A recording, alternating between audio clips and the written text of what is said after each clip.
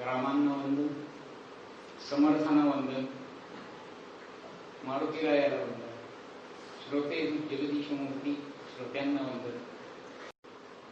आजचा हा जो समास आहे यातले दोन जे शब्द आहेत ही समर्थांची निष्ठा आहे, विवेक आणि वैराग्य. रामकृष्ण परमहंस हे गोष्टी रूपातून सहज बोलता बोलता खूप चांगलं सांगून जायचे. विवेकानंदांच्या बोलण्यात जो सोपेपणा आला असेल, दृष्टांत जे आले असतील ते रामकृष्ण परमहंसांकडे असे आहे. आता विवेक आणि वैराग्य हे दोन मोठे शब्द परमार्थात ज्याचं अत्यंत मोठं वजन आहे. नुसतं वजन नव्हे, त्याला अर्थ आहे आणि त्या अर्थाबरोबरच ती दोन साधनं अशी आहेत की ज्या साधनामुळे पुढची दार आपल्याला मोकळी होतात आणि आपण त्यात काहीतरी करू शकतो. रामकृष्ण परमहंस असं काही न सांगता सहज मोकळेपणे सांगतात, बोलताच. एकदा असेच काही शिष्य त्यांच्या भोवताली बसले असतील, कालीमातीच्या मंदिरात काही कार्यक्रम चालला असेल आणि हाच कदाचित विषय आला असेल, कारण ही गोष्ट सांगितली ती विवेक वैराग्याच्या संदर्भात आहे. ते त्या सगळ्यांना म्हणाले की तुम्ही घरी कधी आई काम करताना पाहिलेत का? लहान मुली घरात आहे आणि आई काम करताना पाहिलेत का? सगळे म्हणले हो. पण आई काम करत असते तर मुलगा तेव्हा शांत झोपलेलं असतं, लहान आहे मुलगा.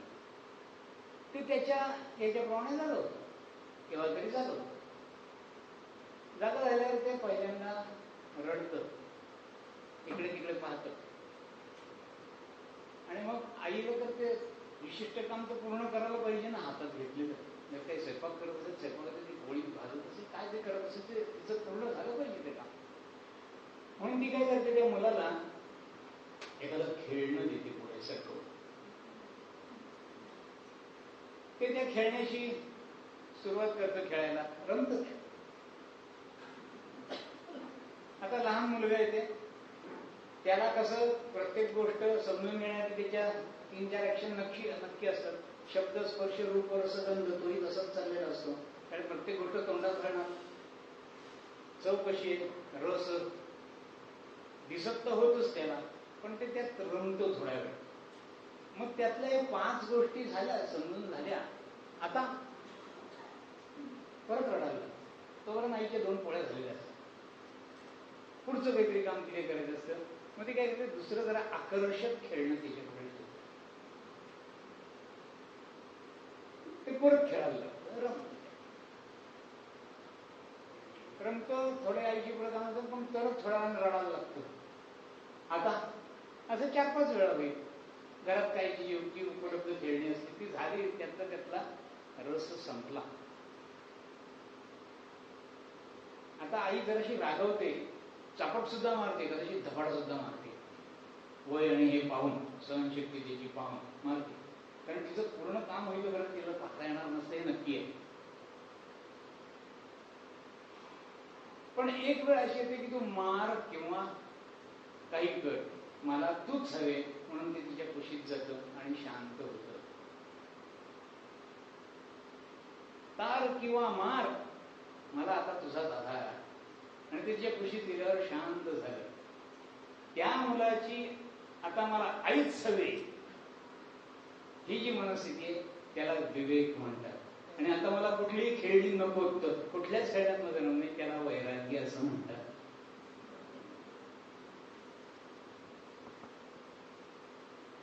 अतिशय सोपं.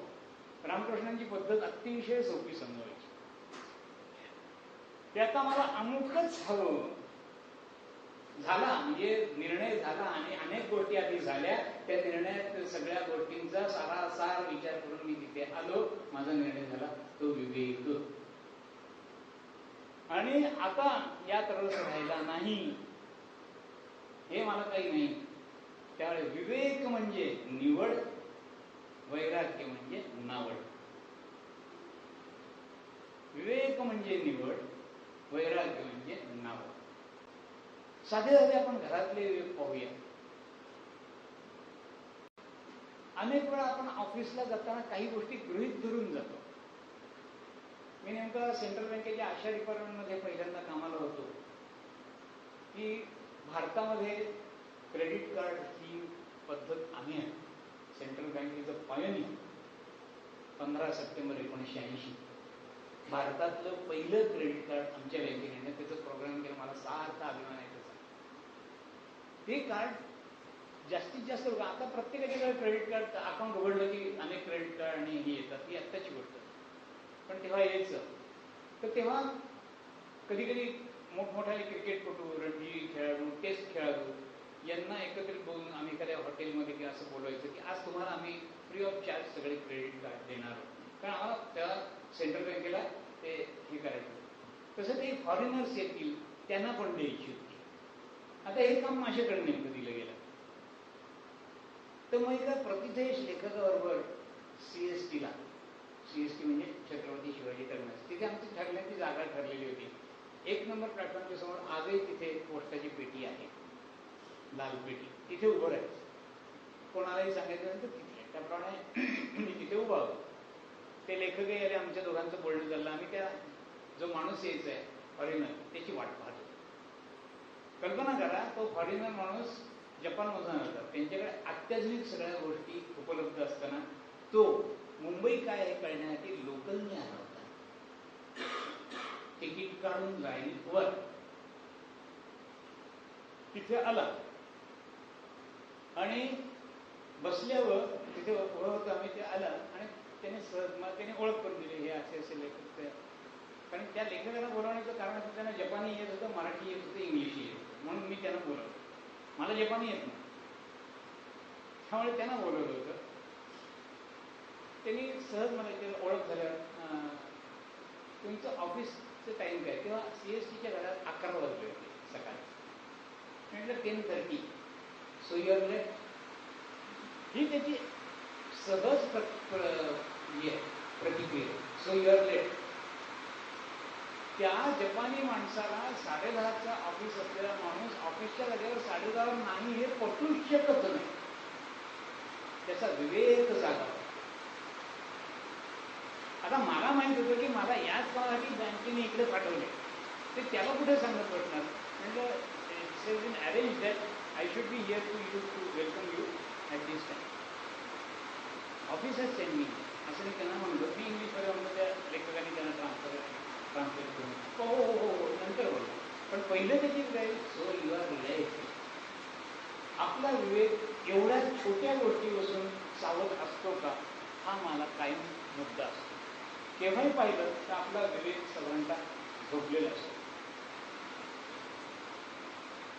आता इकडे व्यवहाराच्या दृष्टीने यायचं परमार्थाच्या दृष्टीने यायचं म्हणलं तर विवेक याचा अर्थ केवळ विचार वेळ करणे याने नाहीच. तर तो विवेक निवड शास्त्र आहे ना. त्यावेळेस तो विवेक तुमचे निवड कशाची करता यावर आहे. आणि हे निवड करताना लक्षात येतं महत्वाची गोष्ट की आपलं दैनंदिन जीवनाचा मार्ग परमार्थाकडे जातच नाही सामान्य माणसं. तिथे तो वेग का नाही, कारण त्याला दैनंदिन आलेल्या सुखदुःख हेच आयुष्य वाटतं. दैनंदिन आयुष्यात आले टक्के टोणके खाऊन सुद्धा तो तिथेच थांबतो. त्या टक्के टोणक्याने सुधारण्याची शक्यता फार थोडी असते आणि तेव्हा विवेक असावा लागतो. आणि हे का होतं तर आपल्याकडे तो विवेक नाही म्हणून. आता कदाचित या कितींपैकी कोणाच्या बोलण्यात येऊन गेलं असेल किंवा परत येईल, काही हरकत नाही. आज आत्ता माझ्याकडून आलं आधी झालं असलं, परत काही 2 दिवसात झालं तरी काही हरकत नाही. आपला विवेक किंवा जागा आहे की नाही, चित्त आपलं शुद्ध आहे की नाही पाहण्याची 3 गोष्टी आहेत ठरवल्या की नक्की आपलं चित्त शुद्ध आहे का. कारण विवेक जर तुमचं जागा असेल तर तुमचं चित्त शुद्ध असतं. चित्त शुद्ध कशासाठी पाहिजे, माझं ज्याचं मला कायम समाधानी राहायचं, मला कायम आनंदी राहायचंय, मला कायम शांत राहायचंय, मला कायम प्रसन्न राहायचंय, मला कायम निर्भय राहायचंय. आणि हे जर करायचं असेल तर माझं चित्त शांत प्रसन्न असलं पाहिजे. आणि चित्त शांत प्रसन्न असण्यासाठी चित्तात अशुद्धता काही असताना तो विवेक माझ्याकडे असला पाहिजे. आणि तो आहे की नाही हे 3 वाक्यावर कळेल. प्रत्येक माणसाने आत्तापर्यंत विचारून पहा स्वतःला. ही सगळी तपासणी स्वतःची स्वतः असते. 3 वाक्य जगात प्रत्येकाने आपल्याला विचारून पाहिजे स्वतः ही वाक्य मी जर उच्चारली की तुमच्या लक्षात येईल की मला काय म्हणायचंय. मी हे केलं नसतं तर फार बरं झालं असतं. मी हे केलं नसतं तर फारच बरं झालं असतं. आणि कुठून माझी बुद्धी झाली मी हे केलं. 3 प्रश्न स्वतःला कायम विचारून पहा. या सगळ्याला तुम्ही जर उत्तर व्यवस्थित देऊ शकलात तर तुमचं चित्त शुद्ध आहे, कारण तुमचा विवेक झाला आहे, कारण तुमचं ध्येय कुठलं आहे ते नक्की ठरले आहे.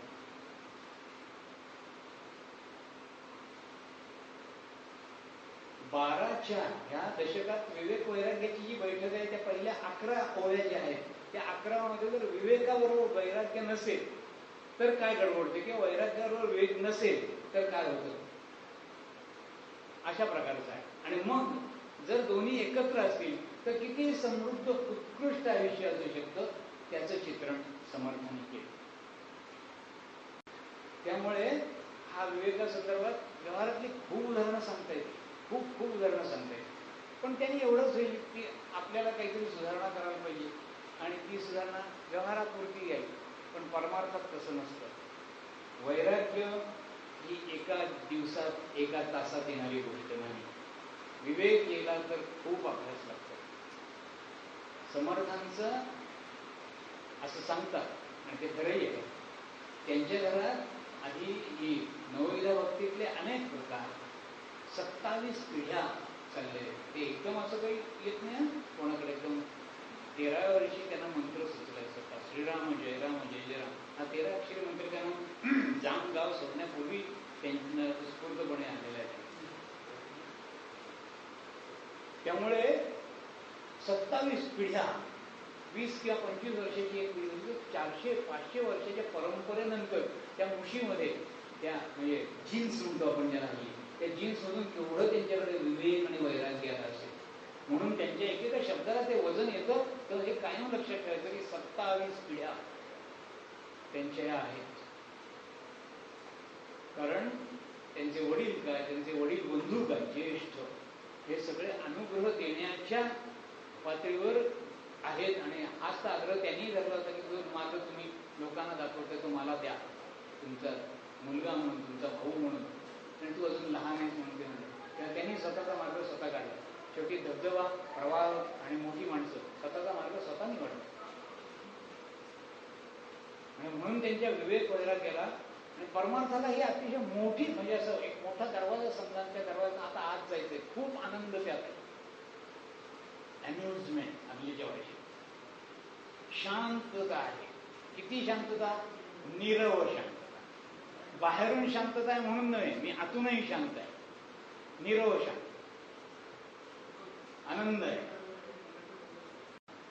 आणि म्हणून या पार्श्वभूमीवर आता आपण जो 20 ओव्या वाचल्या त्याच्यावर बाबा बेलसरे यांची जर टिप्पणी पाहिली तर आपल्याला परमार्थाकडे जाताना विवेक आणि वैराग्य यांचं किती महत्व आहे. आणि या समासातलं प्रत्येक ओळ ही विवेकाची एक वेगळी व्याख्या करते की जी परमार्थासाठी अत्यंत आवश्यक आहे. ही आपण आता पाहूया आधी आणि मग पुढच्या भागाकडे जाऊ.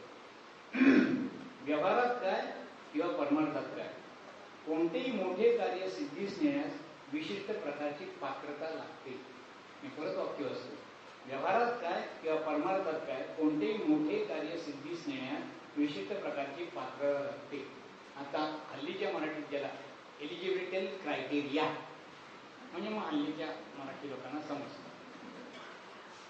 कारण त्यांना मराठी वर्ड्स रिमेंबर करायला थोडंसं डिफिकल्ट पडतं.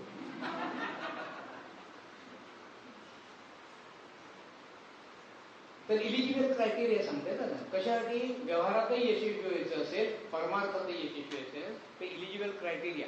समर्थांच्या बोलण्यावर बाबा बेलसरांसारख्या तपस्वी माणसाचे हे शब्द येतात. हे कायम इथे लक्षात ठेवायचं. इथे ज्यांचे आधार घेतले होती ती माणसं ऋषितुल्य आहे. या काळातले 21व्या शतकातले 20व्या शतकाच्या उत्तरार्धातले ती ऋषितुल्य माणसं आहेत. मग ते मामासाहेब असो, डॉक्टर काका असो, कोणी असो, ऋषितुल्य माणसं. काही आहेत, काही गेली, पण जी आहेत आणि ती गेली त्याने फार मोठं काम करून ठेवलं आपल्याला. इतके सुलभ मार्ग करून ठेवलेले आहेत की जाता प्रत्येक वळणावर त्यांचे फक्त एखादा शब्द आठवायचा, तुम्हाला मार्ग दिसत. बाबा बेलसरेंचं तसं आहे. मला तर वैयक्तिक अनुभव आहे, तो मी काल सांगितला. व्यवहारात काय किंवा परमार्थात काय, कोणतेही मोठे कार्य सिद्धीस नेण्यास विशिष्ट प्रकारची पात्रता असते. आत्मज्ञान प्राप्त होण्यास विवेक आणि वैराग्याची नितांत आवश्यकता असते. माणूस चालण्यासाठी जसे 2 पाय वापरतो आणि रथ धावण्यासाठी जशी 2 चाके लागतात, त्याप्रमाणे साधकाची साधना समाधान पावत चालण्यासाठी.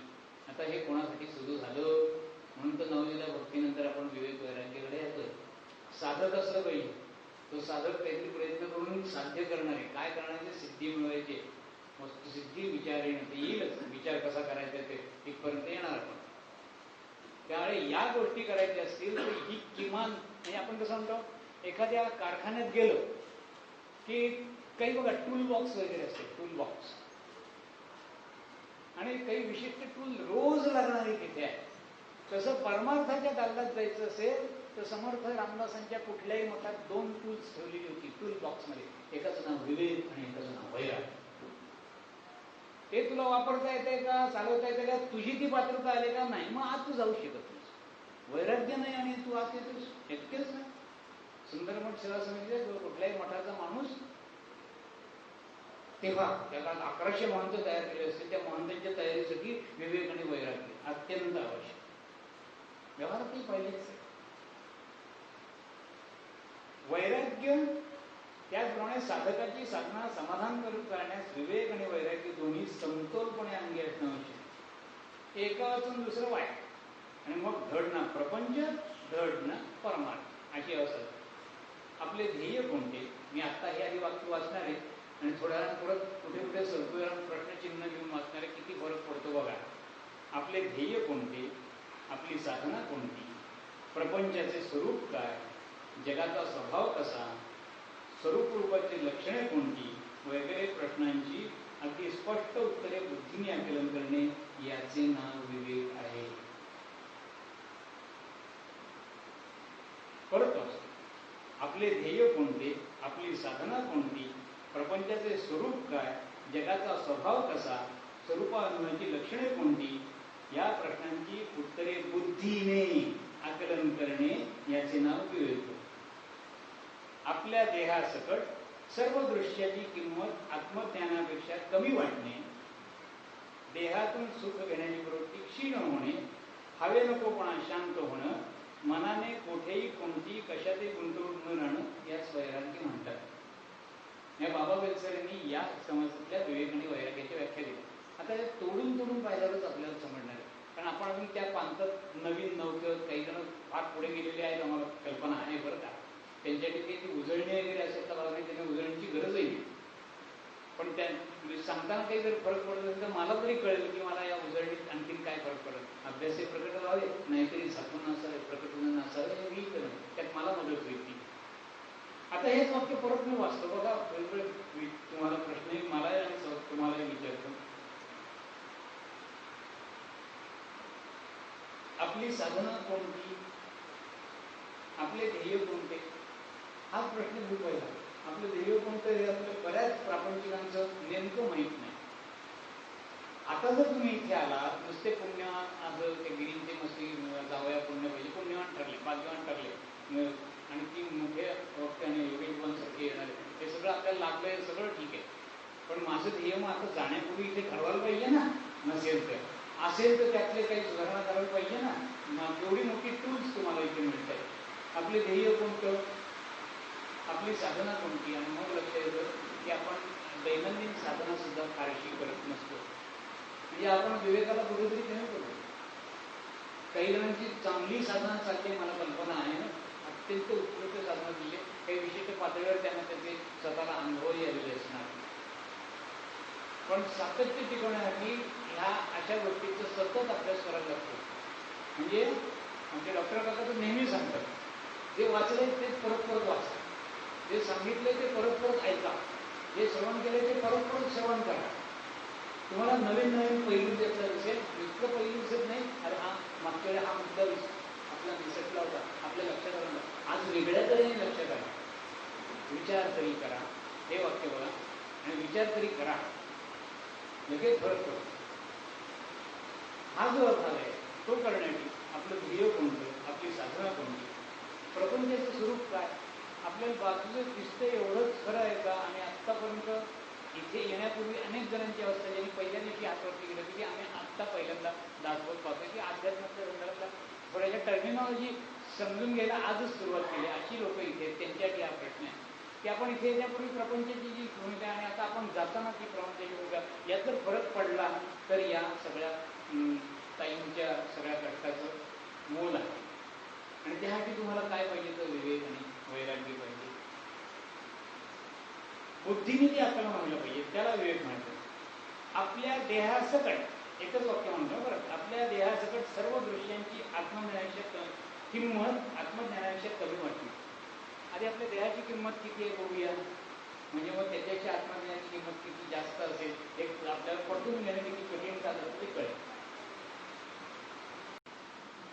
तर आपल्या देहाची किंमत पेक्षा आत्मज्ञानाची किंमत जास्त वाटली पाहिजे असं बाबा पेसरांचं या विवेक वैराग्याच्या संदर्भातल्या टिप्पणीत म्हणतात. ते आपलं साधं जे हृदय आता आपण ज्या गटात बसलोय तिथून पुढे मृदुनी मातृजा वज्रादपी पितृजा ही आपली शरीर रचना, म्हणजे नख, हाड, केस, त्वचा हे सगळं वडील आणि वडिलांच्या घरातून आहे.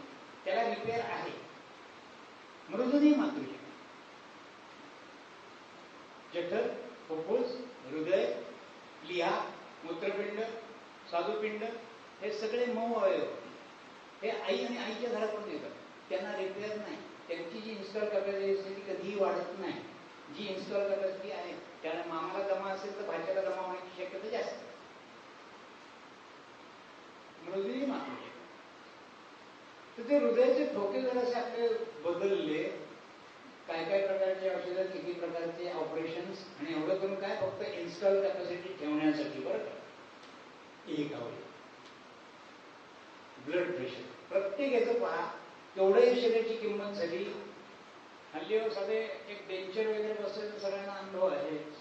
एक दात बसवायचे खर्च किती, आणि तसे आपण लक्षाधीश असतोच साधारणतः 50च्या पुढचा माणूस लक्षाधीश सहज असतो.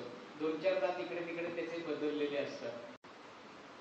सांगायची गोष्ट काय की आपल्या शरीराची किंमत किती ती एवढी आपण जगतो. पण जर कायम स्वरूपाची शांतता, कायम स्वरूपाचा आनंद, कायम स्वरूपाची निर्भयता, कायम स्वरूपाचं हे त्याची किंमत किती हा आपण विवेक करतो का? आता बघा बाबा वेलसरांची 30 वाक्य वाचतोय. पहिल्यांदा व्याख्या म्हणून वाचली आपण. तसं नारद भक्ती सूत्रात आता भक्ती व्याख्याच्यामुळे पहिलं वाक्य झालं. मग ते सगळं सुरू होतं ना. पण कळलं नारद फक्त आपल्याला लक्षात राहतात. भक्तीसूत्र शांतपणे सांगणारे नारद कुठे लक्षात राहतात. आता बाबा वेलसर यांचं वेगळे पण लक्षात येईल आपल्याला. आपल्या देहासकट सर्व दृश्याची किंमत आत्मज्ञानाशी कमी वाटणं याला वैराग्य म्हणायचं. कठीण आहे ना वैराग्य. देहातून सुख घेण्याची प्रवृत्ती क्षीण होणं याला वैराग्य म्हणतात. मूळ जो समास वाचला त्यातल्या काही ओव्या अशा आपण वाचूया. पहिल्या आपण सगळ्यांनी एकत्र नाही 11 ओव्यांचा एक गठ्ठा आहे, संच आहे, सेट आहे की त्या 11 ओव्या ज्या पहिल्या आहेत त्यात जर विवेक आणि वैराग्य एकापैकी एक काही नसेल तर काय गडबड होते ती सांगितली. मी सरळ भावार्थाने वाचत होतो. मी 11 ओव्याने वाचत आहे. बाबा वेलसर यांच्या टिपा वाचणार आहे आणि त्यानंतर एका ह्याच्यावर मी बोलणार आहे फक्त आणि मग थांबणार आहे. तर पहिले 11 श्लोक या विवेक वैराग्यातल्या ओव्या आहेत ज्या त्या 11 ओव्यामध्ये दोन्हीचे संतुलन नसेल किंवा एकच आहे, एकच कुठलं तरी ऍक्सेंट तर काय काय होऊ शकतं त्याचं वर्णन त्यांनी केलंय. तर तुम्ही एकीकडे ओवीकडे पहा आणि मी त्यावेळेला अर्थाकडे पाहतो. कारण तुमच्याकडे जी पारायणाची प्रत आहे त्या पारायणाच्या प्रतीमध्ये फक्त ओवी अर्थ नाही. तुम्ही एक ओवीकडे पहा आणि मी ते फक्त इकडे बाबा वेलसरे काय म्हणतात त्या संदर्भात ते आपण बघूया. जीवनात सर्व दृष्टीने यशस्वी होण्यास विवेक पाहिजे. त्याच्याच बरोबर वैराग्य पण पाहिजे. विवेक वाचून नुसते वैराग्य संकटात टाकते तर वैराग्य वाचून नुसता विवेक पोकळ ठरतो. आमचे डॉक्टर काका झटकन म्हणायचे एक आंधळा आणि एक पांगळा आहे पण दोघं मिळून मात्र व्यवस्थित चालू शकतात. एक आंधळा आहे एक पांगळा आहे पण आंधळा लंगडा नाहीये आणि जो पांगळा आहे तो डोळस आहे. वैराग्य आणि हे अशी जी जोडी आहे त्यावेळेस ती बरोबर घ्यायची. ती बरोबर घेतली की तुम्ही छानपैकी चालला. एक डोळस आहे पण लंगडा, आणि जो लंगडा आहे तो डोळस आहे, आणि जो हे डोळस नाही म्हणजे ज्याला दिसत नाही तो पांगळा नाहीये. त्या एकाच्या खांद्यावर एकाने बसायचं. जो धडधाकट आहे तो बसेल आणि जो वर आहे तो दाखवेल रस्ता. अशी ती वाट चालायची. पण दोन्हीपैकी एक नसेल तर बघा कसं चालायला कठीण पडेल. जीवनात सर्व दृष्टीने यशस्वी होण्यासाठी विवेक पाहिजे व त्याच्याबरोबर वैराग्य होऊन पाहिजे. विवेक वाचून नुसते वैराग्य संकटात टाकते, तर वैराग्य वाचून नुसता वेद पोकळ करतो. समजा एखाद्या माणसाला मोठे ऐश्वर्य लाभले. आपला आता ओवी नंबर 1 सुरू आहे. एखाद्या माणसाला मोठे ऐश्वर्य लाभले पण त्याचा भोग कसा हे माहीत नसेल तर ते वाया जाते. त्याचप्रमाणे एखाद्याला वैराग्य प्राप्त झाले पण त्याच्या अंगी विवेक नसेल तर त्या वैराग्यातून आत्मज्ञान निर्माण होत नाही. समजा एखाद्या माणसाला मोठे ऐश्वर्य लाभले पण त्याचा भोग कसा घ्यावा माहीत नसेल तर ते वाया जाते. त्याचप्रमाणे एखाद्याला वैराग्य प्राप्त झाले पण त्याच्या अंगी विवेक नसेल तर वैराग्यातून आत्मज्ञान निर्माण होते. दुसरी होई पहा. प्रपंचात आदळ, आपड, कष्ट, दुःख असतात. हे ऐकले व स्वतः पाहिले, अनुभवले म्हणजे त्यात वैराग्य उत्पन्न होते. पण हे एक प्रकारचं पलायन मत झालं. हे पुढे येणार. मला संसार नीट करता आला नाही हे त्याचं कारण आहे खरं, पण तो निघून का जातोय? त्याला त्रास झाला म्हणून. कोणालाच दुःख कोणालाच नको असतं, यातना कोणालाच नको असतात. पण मग सुखासाठी काय करायचं त्याचा प्रयत्न तरी करतोय का? नाही. कारण त्याच्याकडे विवेक नाही, वैराग्य नाही, आणि ऑक्सिजन तरी तिथे विश्वास नाही कशावर आहे. आणि आणखी आळस नावाचं मस्तकी ते कायम बसलेलं आहे ना, इंजेक्शन देऊनच बसले. दमवण्यात तेच वाढते. प्रपंचात अनेक प्रकारचे ओढाताण होते, नाना तऱ्हेची संकट येतात, निर्णय अडचणी सोसायला लागतात. या सगळ्यांना माणूस त्रासून जातो व प्रपंच टाकून देशांतरात जातो. चौथी पाचवी होईल. पण हे कसं होतं? तो रोगी रोगातून सुटला पण असा माणूस मोकाट होऊ शकतो, असा माणूस भ्रष्ट होऊ शकतो. तो समाजात आला तर आणखीन डेंजरस, फारच डेंजर. तो त्या रोगातून सुटला, त्या घरातून सुटला, त्या प्रश्नातून सुटला, त्या समस्येतून सुटला, पण तो स्वतः एक समस्या आला कारण त्याला विवेक वैराग्य. आणि ते विवेक वैराग्य नसल्यामुळे सामाजिक प्रश्न तिथे तयार होतात. हा तर बाहेर टाकलाच गेला, स्वतःहूनच बाहेर आलाय. त्याच्या संसाराचं पुढे काय झालं त्याला माहित नाही, त्यालाही नाही आणि समाजालाही नाही. आणि तो येऊन मात्र तिथे भ्रष्ट, नीतिभ्रष्ट असा वागायला लागतो. ती पुढची ही आहे. एखादा बरा झालेला रोगी ज्याप्रमाणे रोगाच्या तडाख्यातून सुटतो त्याप्रमाणे प्रपंचाला त्रासून देशांतराला माणूस काळजी, दुःख, परानिंदा यांच्यापासून सुटतो. परंतु प्रपंच सोडून गेला माणूस त्याला विवेक वैराग्य नसल्याने तो स्वैराचारी, नष्ट, भ्रष्ट, चावट आणि एखाद्या भटक्या जनावराप्रमाणे होऊ शकतो. आता एका ठिकाणी येतो की यात एक शब्द आलाय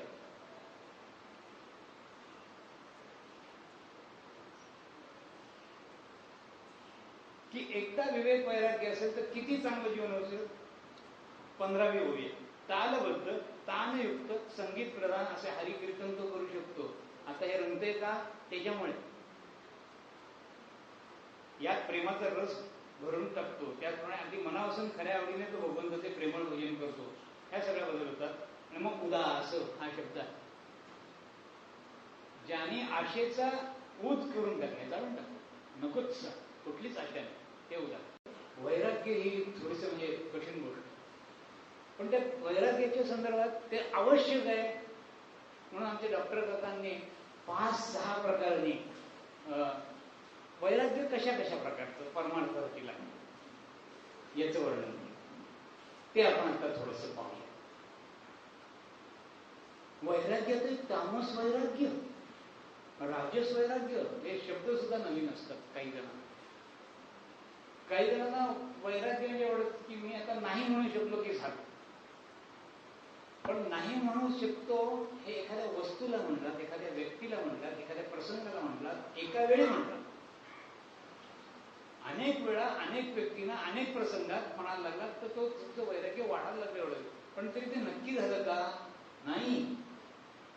पण वैराग्य कुठल्या ठिकाणी ठेवू शकते, कारण त्याची हे काय म्हणतात टॅसिट किंवा परमनंट स्टिकर सारखं ते नाही. ते वरच्यावर आंघोळ केलं तर त्या टॅटू निघून गेला, तसं झालं. तुमच्या धमन्यात रक्तात वैराग्य आणि त्यासाठी खूप प्रयत्न करावे. म्हणून हे चारही प्रकार आपल्याला समजायला लागतात. तामस, राजस, सात्विक वैराग्य, गुणकारी वैराग्य, गुणगंध वैराग्य, ही 5-6 प्रकारची सगळी आपल्याला किमान समजून घ्यायला लागतात. तामस वैराग्य, देह, इंद्रिये, प्राण, मन, अहंकार आदी 24 तत्वांचा समुदाय मी आहे असं जे वाटतं त्याच्या संदर्भी वैराग्य निर्माण होतं. याला तामस वैराग्य. आता ही 24 तत्व थोडक्यात झटकन म्हणून टाक. 5 ज्ञानेंद्रिय, 5 कर्मेंद्रिय, 5 तन्मात्र 15 झाली, 5 विषय 20 आणि मन, बुद्धी, चित्त आणि जीव 24. ही 24 तत्व. हे 24 तत्वांचं जे माझं काय दिसतंय शरीर, याच्याविषयी वैराग्य निर्माण पाहिजे. अरे हे माझं नाही बरं का, हे मी नाही, हे समजावं लागलं. हा तामस वैराग्य. स्थूल 10 पासून अहंकारापर्यंत सर्व अनात्म तत्वे जाणणारा मी असा जो ज्ञातेपणाने विषयाचा आहे ते राजस वैराग्य. म्हणजे आता सांगतो कसं. स्थूल 10 म्हणजे पंचकर्मेंद्रिय आणि पंचज्ञानेंद्रिय. स्थूल 10 ते अहंकारापर्यंत मन, बुद्धी, चित्त, अहंकार वगैरे ती जी लाडवाशी आहे ती सर्व अनात्म तत्वे जाणणारा मी आहे. मग मी कोण? हे तर 10 तत्व तर मी नाही, त्या पलीकडे आहे. हे ज्ञातेपण. आता मला कळलं म्हणजे कळणारा एक आणि कळलं काय हे 2 झालं. आणि कळण्याची क्रिया याला त्रिपुटी म्हणतात. यालाच त्रिपुटी म्हणतात. कुठल्याही ह्याच्यात घ्या. ते आपलं भीमसेन जोशींचा अभंग ऐकताना बरोबर वाटतं. सांगलेली त्रिपुटी ही जी काय असते. सकाळी आपण आत्मषटकात म्हणलं आम भोजन नाही भोजन न भोगता. मी भोजन नाही, भोगता नाही आणि भोजनाची क्रिया पण नाही. ते पलीकडे. तसं हे मला कळायला लागलं तरी कळायला कोणाला लागलं. आता प्रश्न विचारतो, आपल्यात हे जे सुख दुःख होतं ते कोणाला होतं? आपल्या शरीरात नेमकं मन तर वाईट तत्वच आहे. जड गोष्टीला कळेल कसं? मन तर वाईट तत्वच आहे, जड आहे. इंद्रिय तर सरळ सरळ ते मांसाचे गोळेच आहे. जीव असो काही असो ती तर सरळ सरळ. ती मॅटर असल्यामुळे त्या मॅटरला सुख दुःख नाही. जीभ भाजली कळलं कोणाला? मनातर्फे कळलं. पण मनातून कोणाला कळलं? बुद्धी तर फक्त निश्चय घेते. बुद्धी तेज तत्वाची. बरं, तेज तत्व म्हणजे व्यक्त झालं. व्यक्त झालं म्हणजे मॅटर झालं. मॅटर झालं म्हणजे त्याला समज नाही.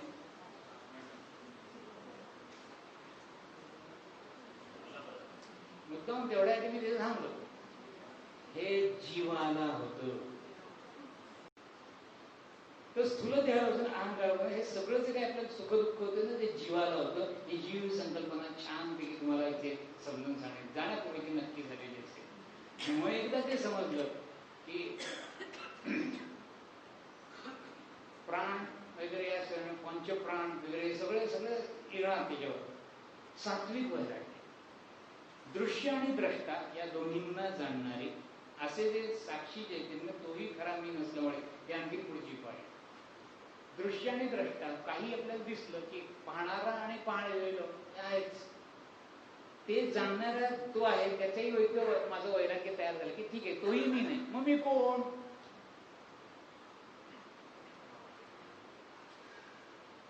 जसं मग ते शंकराचार्यांचं स्तोत्रच जणू की इथे आलं. विवेक वैराग्याचे निमित्त वैराग्य समजतात की शेवटचं आलं ना, अहम निर्विकल्पो निराकार रूपो.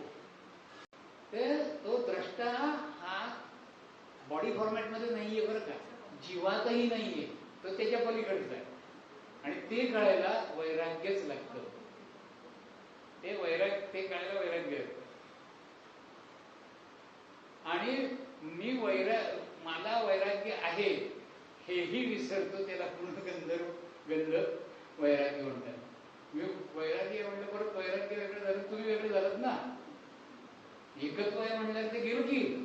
त्यावेळेस गुणगंध वैराग्य हे ज्याला समजलं त्याला सगळे 5 पायऱ्यात आता शेवटच्या अंतिम टप्प्यावर आलेला आहे. डॉक्टर करतात कमीत कमी शब्दात अशा नंतर काल मी मधाचं म्हटलं त्याप्रमाणे आम्हाला शिकवायचं. कमीत कमी शब्दात गुणगंध एवढा एक शब्द वापरला की आम्हाला समजायचं हा हे आता ब्रह्मा संदर्भात बोलत आहे. तिकडे जातो. हे आता जीव वगैरे या पातळीवर नाही, तर जीवावरून ब्रह्म आणि त्याचं ऐक्य योग तो जुळवायचा असेल तर त्याला विवेक आणि वैराग्य